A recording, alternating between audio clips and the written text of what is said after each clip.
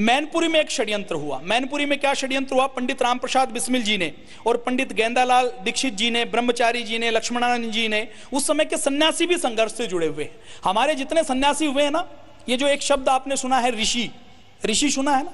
ऋषि कौन होता था? जो रहस्यों को जानता था।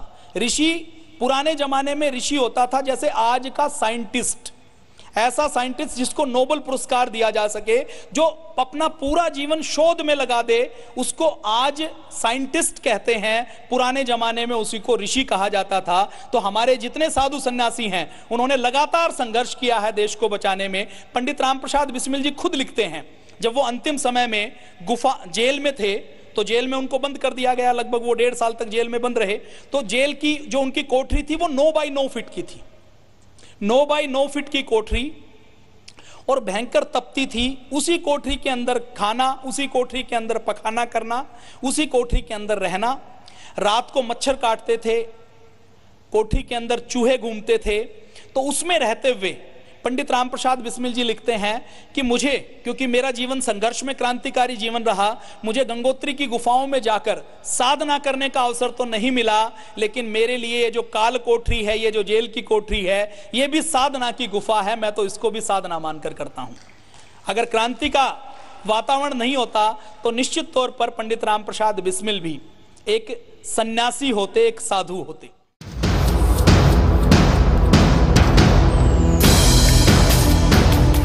मैनपुरी में एक योजना बनाई गई, तो उस समय पंडित गेंदालाल दीक्षित जी और रामप्रसाद बिस्मिल जी ने ब्रह्मचारी जी के साथ, लक्ष्मणानंद जी के साथ चंबल घाटी में उस समय एक डाकू होते थे, डाकू सरदार पंचम सिंह। उस डाकू सरदार पंचम सिंह को जोड़ा, उसको समझाया, उसको क्रांतिकारी बना दिया। आम व्यक्ति की बात तो छोड़ दीजिए, डाकू को क्रांतिकारी बना दिया।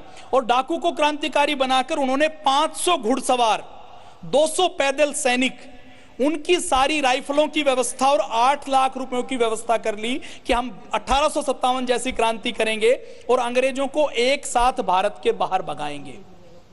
तो जिसने इतनी बड़ी योजना बनाई हो, वो मस्तिष्क कैसा रहा होगा, आप कल्पना करके देखिए।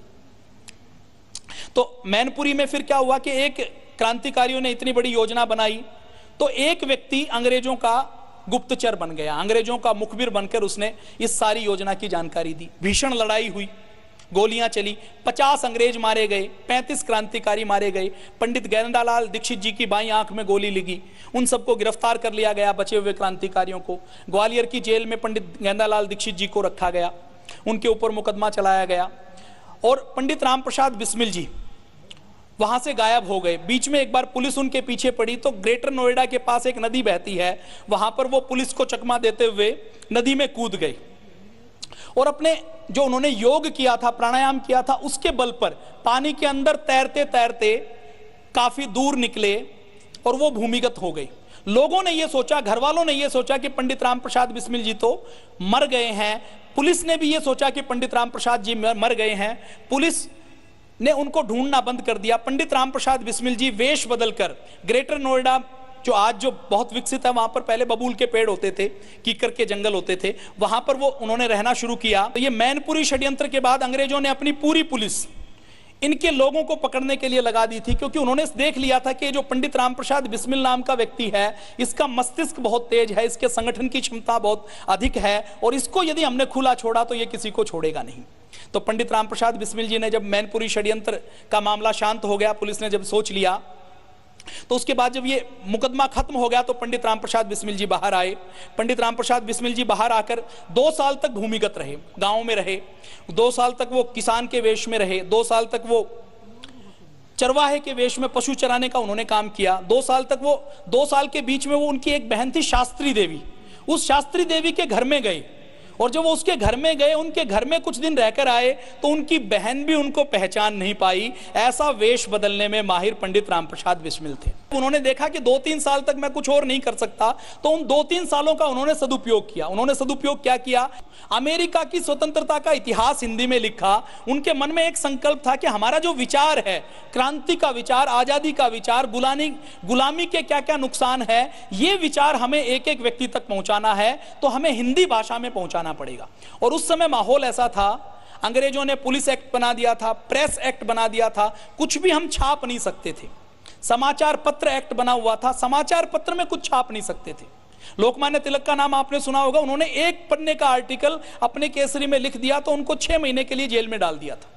वीर सावरकर को 2 जन्म का कारावास दिया गया क्योंकि उन्होंने 1857 की क्रांति का इतिहास लिखा। तो पंडित रामप्रसाद बिस्मिल जी के मन में आया कि मैं सारी पुस्तकों की रचना करूं जो अंग्रेजों की, रूस में उस समय क्रांति चल रही थी, तो रूस की क्रांति के ऊपर उन्होंने पुस्तक लिखी, स्वदेशी के ऊपर पुस्तक लिखी, उन्होंने चीन की जो क्रांति हुई उसके ऊपर पुस्तक लिखी, अरविंद जी के ऊपर पुस्तक लिखी, अशफाक उल्लाह खां के ऊपर पुस्तक लिखी, उन्होंने जॉर्ज वाशिंगटन की जीवनी लिखी, और एक जो बड़ा काम उन्होंने किया, रूस की जो क्रांति की शुरुआत करने वाली एक महिला थी कैथेराइन के नाम से, आप इंटरनेट के ऊपर सर्च कर सकते हैं। स्वाधीनता की देवी रूस में, जो रूस की ग्रैंड मदर जिसको माना जाता है, वो कैथेराइन है, जिन्होंने अपना पूरा जीवन देश के लिए लगा दिया। तो उनकी जीवनी का अनुवाद करके पंडित रामप्रसाद बिस्मिल जी ने उनको छपवाया। उनकी मां से जो उनको पैसा मिलता था उसको पुस्तकें छापने में वो लगा देते थे, प्रचार प्रसार में वो लगा देते थे। तो अपने भूमिगत रहने के समय का भी पंडित रामप्रसाद बिस्मिल जी ने पूरा सदुपयोग किया।